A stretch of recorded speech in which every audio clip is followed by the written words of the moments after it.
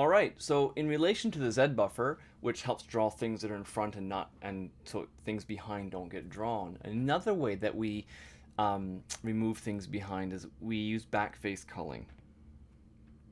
Now, backface culling is a very common acceleration technique. We've actually covered it before in the class, but now we'll give it a bit more treatment. So the idea is with this is it's a graphics acceleration technique which makes a few assumptions. I should draw neater. Let's try that again. It's a graphics acceleration technique. And the way that it works is we just assume that for every polygon, every triangle, say, only the front part is important. So we assume only the front face is visible. Let's forget the back. And why would we bother doing this? This seems like a bit of an arbitrary decision. But the where this comes from is this realization that polygon meshes, so a big shape, let's say an enemy or a car, a polygon mesh, you have these triangles and they connect. They're often closed. Right? They're often closed so that if we keep drawing this mesh, we cover a full surface.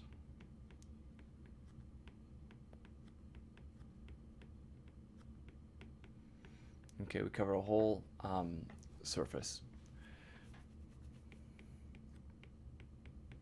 So if we can upgrade this often closed to a rule, if we say, hey, look, let's just make a rule, they must be closed, then only thing visible ever will be the outside of these shells, of these shapes. Everything's a shell, a full shape. Everything's a closed polygon mesh. You can never see the inside. So then the inside, so in this case, the inside of a shape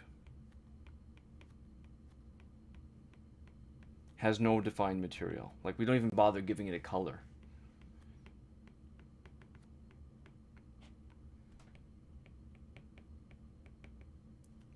Okay. So then if we have these meshes, like if I'm looking at all the objects around my desk like a mouse, you see it's closed. You can't see inside. It's a covered mesh. So if we have these meshes, then there's no need to draw the back faces that are facing away from us. You can't see the other side of the mouse right now. It's facing away from the camera. There's no need to work through that. We don't have to use a Z buffer. It's just invisible, okay? So no need to draw back face. And this is a very useful acceleration technique because if we have these closed shapes, at any given time, at any given rotation, about half of our faces are facing away from the camera. So this essentially cuts geometry in half, in about half. So we save a lot of work, okay? We save a lot of work. We cut our geometry in half just by keeping our shapes closed and saying, let's call the back faces. So we can detect this in two ways, and we've seen one already. Detect using the triangle winding. I should just say shape winding. Right? We've learned about winding. So we can determine clockwise or counterclockwise, our back and front, and as long as we are consistent, it's very easy using a cross product to detect that.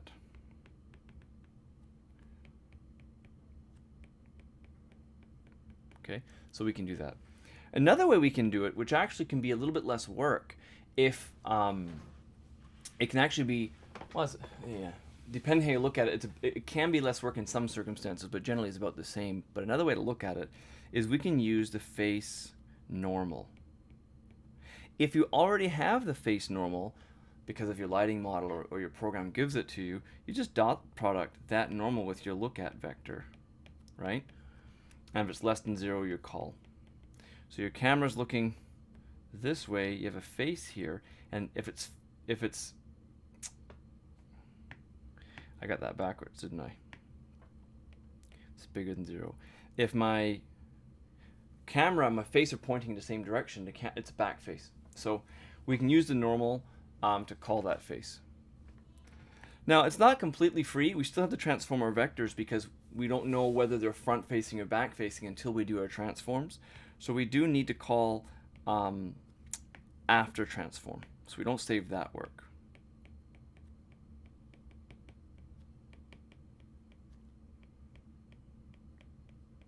But we call before the rasterization, which is expensive.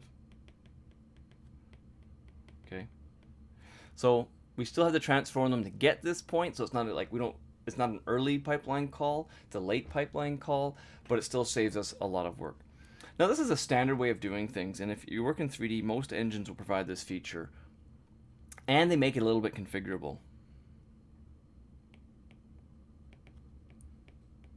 They give you a way to configure this, to turn it on and off.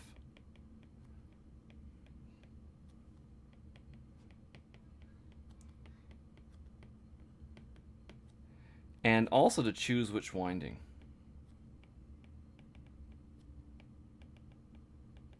Right? Clockwise or counterclockwise. Let's give a demo. Let's open my sketch. Okay. Where is it? There it is. So here's a program. Maybe I should, maybe, there, that's a little bigger. Just a program. This lets us tap into the underlying GL calls in processing. And then what's happening, I've just commented code out here, which lets me enable calling faces. We tell it which face to call. Let's call the back face. And we even define, wait, which one's the back again? Well, let's call the front the counterclockwise and the clockwise winding. So this is all turned off at the moment. So let's see what it looks like. So we have this cube, okay? And if you look at my code, it's just a bunch of vertices, a unit cube, and you draw these vertices. The shape is a quads, so it's not triangles, it's quads, and it's drawing these. Okay, no big deal. But if I turn on backface culling, it'll demonstrate that my winding is not consistent. So I turn on backface culling, I enable that. Oh, we were looking inside. So I left the lines on so you can see. So we're still drawing the outline. So this is all done correctly. And then we have this face. Look at that. I should try on animation pausing. So then we have this face that it's called. We can see through it. And then, of course, we're seeing the back sides of all the other faces. So it's calling every face. If we had geometry behind it, you'd see right through the cube. It's not black inside the cube. You'd see straight through. Because this face winding, this face's winding was not done correctly. So, yeah, I'm going to bring that back up. So, just again to highlight, these are supposed to be closed shapes, so it breaks when they're not. When you have an open shape like this by accident, there's no material inside. It's just completely undefined and see-through. There's no material. We're culling all those faces. Now, keeping in mind, we're sending all these faces, all 6 of them, to the rendering pipeline each time. They're not being, like, they're sent every time, but they're being called when they're being back-faced. When they're called, they're back-faced right now. So in this case, actually, it's actually drawing this one that's invisible here is invisible, invisible, invisible, invisible, invisible. And now it's actually being drawn right now. We can't see it because we're using the Z buffer. We're drawing on top of it, but we can't see it because it's not being called. So we're doing that work. What happens if I reverse this?